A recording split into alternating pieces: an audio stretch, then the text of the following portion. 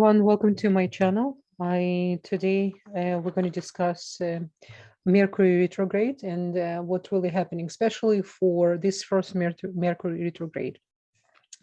And you saw already my first introduction before part of my video, were made for your convenience to really understand the bigger picture of the whole entire year.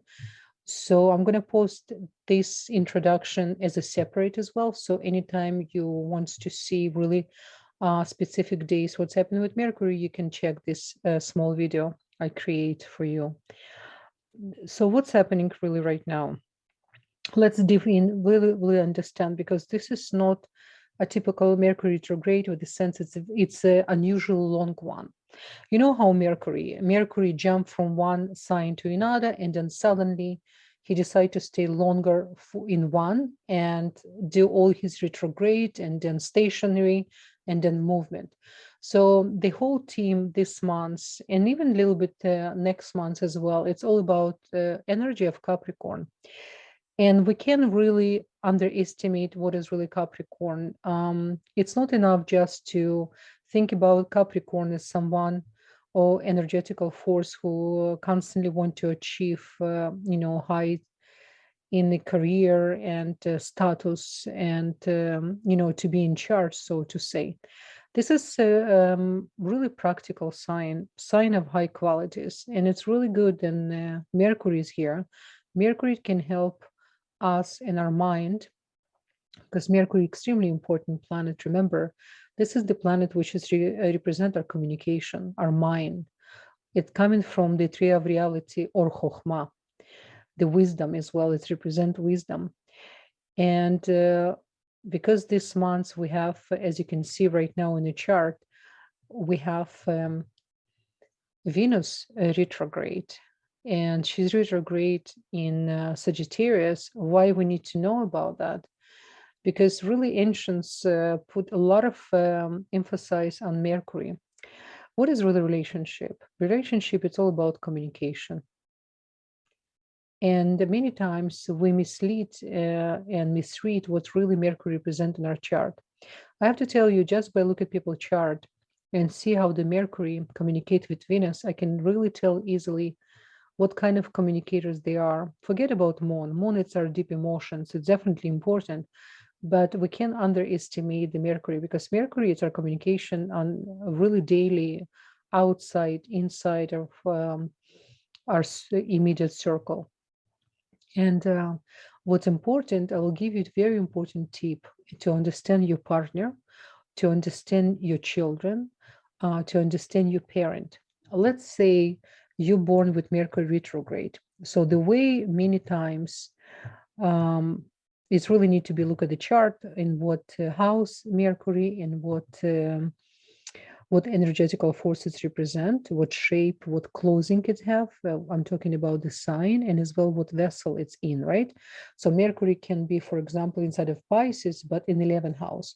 So it's wearing the closing of Pisces, but it's in a vessel of 11th house of Aquarius.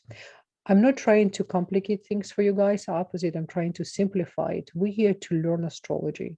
We're not here to just listen and to have a short understanding, limited. I want you to expand your mind, the way how really Mercury wants us to operate. I want you to understand what is really Mercury. Mercury, it's very important. But we need to understand the Mercury first in our natal chart. As soon you really understand your Mercury, you know how to control your Mercury. Otherwise, Mercury completely taking over of your mind. So let me come back to what I initially want to explain to you about your natal chart. Let's say you're born with Mercury retrograde. So for you, the retrograde period, it's less heavy than for people who are born with stationary Mercury. Why? People who are born with stationary Mercury, they're more focused, and they more set with their ways, so to say. People who are born with Mercury retrograde, they have a little bit fogginess, like a little bit foggy. They have sometimes a little bit harder time to remember things, but they're more flexible with the new ideas. Okay, so there's two ways to look at it. Now, what's happened when the people who have a partner, for example, let's say your partner have Mercury retrograde in your stationary, it can create a lot of misunderstandings. It's almost sometimes you feel then you're saying one thing and your partner completely understand different things. And it's, by the way, it's not because your partner don't love you or doesn't want to understand.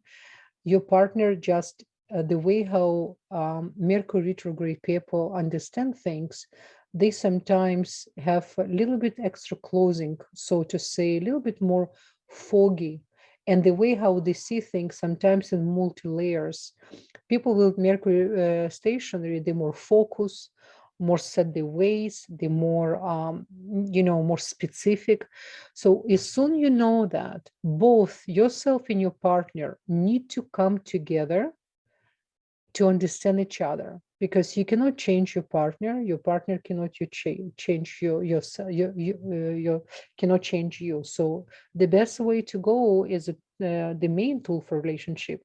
It's try to so to say sit in the chair of another person. You don't have to become this person, but at least to understand where this person coming from and why certain misunderstandings. It's really important. So just giving you some tips, because this whole month of and whole period of Mercury retrograde, which is going to be in Capricorn, I will tell you right now more specific days as well, which is what you already saw in the video too. We need to really to evaluate and to rethink our communication skills. It's going to help you. I'm going to tell you guys for the 12 houses how it's going to affect all 12 signs. You will see, I will create a completely separate video for each sign. So you will definitely connect, but this is my general video. I want you guys to watch because it's general for everyone. Another thing I want to give general tip for all 12 signs, because the Capricorn represent financial stability and money, the real financial stability coming from when you know how to share. So this is the excellent month to, if you don't do donation, if you have never done donation, I encourage you to run and to find organization where you do your research, do your homework. I'm not telling just go blindly donate, but definitely make an effort to find an organization where you can donate on monthly basis.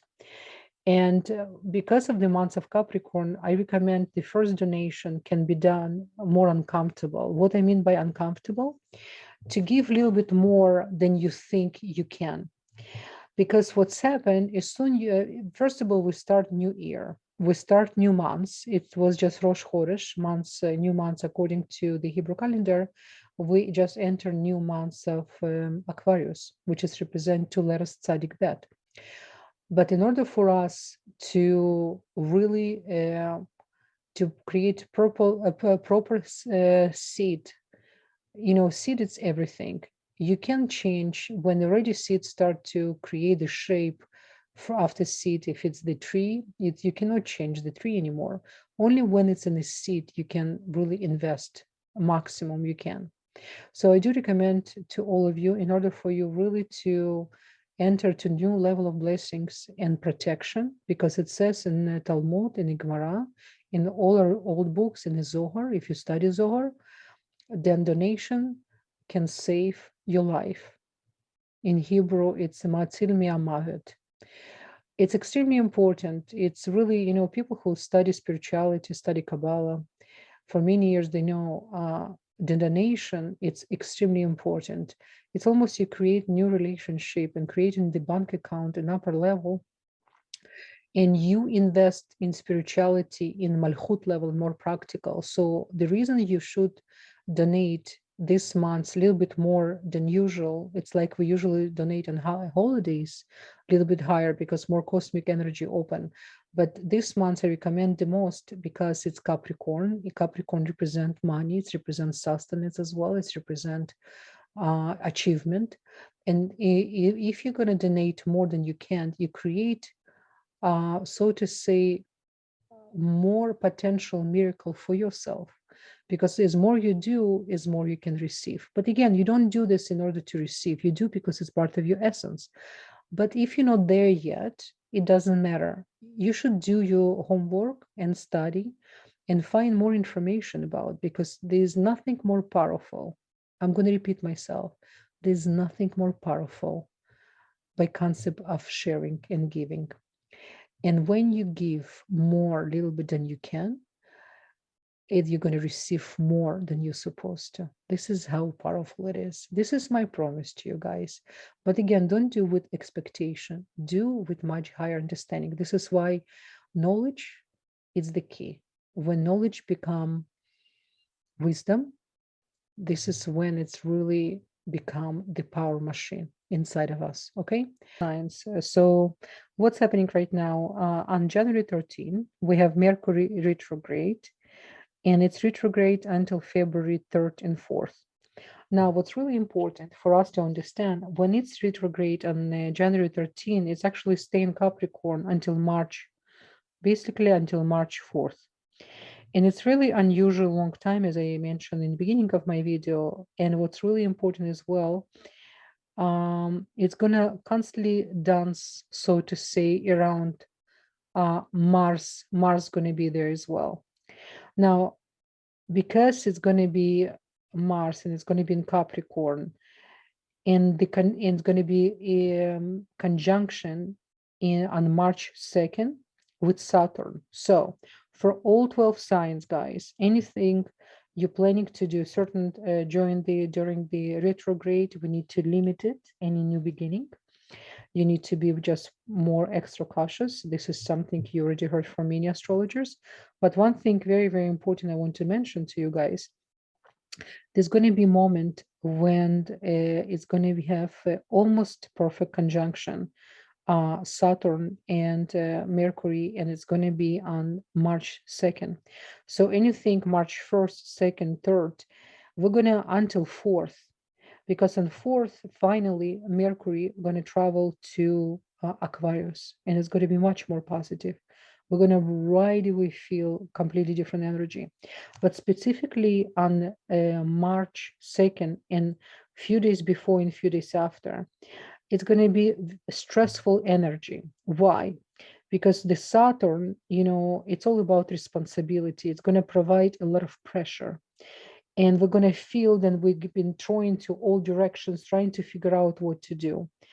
And on a more practical level, what's really important, to try to be balanced, as more balanced as possible, and not let your own mind and your own thoughts to mislead you, and as well to overwhelm you. So this is my very, very important tip to all 4 signs as well. Just watch this period of time, beginning of March until March 4th, before the Mercury will travel to Aquarius. Okay, guys, beautiful. So now we're going to start with 12 signs. Dear Taurus, for you, Mercury retrograde in the 9th house, it's actually positive retrograde for you, because you remember 9th house is house of wisdom, of knowledge. And for you, it will be really opportunity to do your homework, to come back and to evaluate everything what spirituality represents for you, and what is really self-worth. Because remember, you represent house, 2nd house. It's the house of second of the self-worth house. No, it's not just about money, practical. It's about really who you are. So the 9th house, when it's retrograde, remember, retrograde, it's all about the homework. Okay, why it's not recommended to do new things? Because we did so many new things prior. Creation give us opportunity to just sit and do homework for everything was already done before we can move on with new opportunities, right? And 9th house is the house of father as well. So if your father life and you watch your communication with your father, don't judge your father, don't go to any confrontation, because the things can explode because of the 9th house. But in the same time, 9th house, it's house of wisdom. This is the opportunity for you. You can have so many new ideas and new understanding. It's going to be really, really amazing for you. Just be consistent with your spirituality. And remember, Mercury in your natal chart represent your second house, your own house, and represent your fifth house, house of children, house of creativity. And the second house, it's represent your natal chart. So still to be careful with the financial decisions, okay? So, and try not to talk too much about money this period of time, and don't speak aloud about any new projects. Remember, is more we conceal, is more energy we can save. And especially for you, Taurus, anything connect to financial planning, anything you plan in for the future. Okay, and anything else? Let's see. Definitely, you need to have enough rest, and try not to activate your nervous system this period of time. Just really apply the wisdom of the ninth house. Okay, so I wish you good luck, Taurus. Bye bye.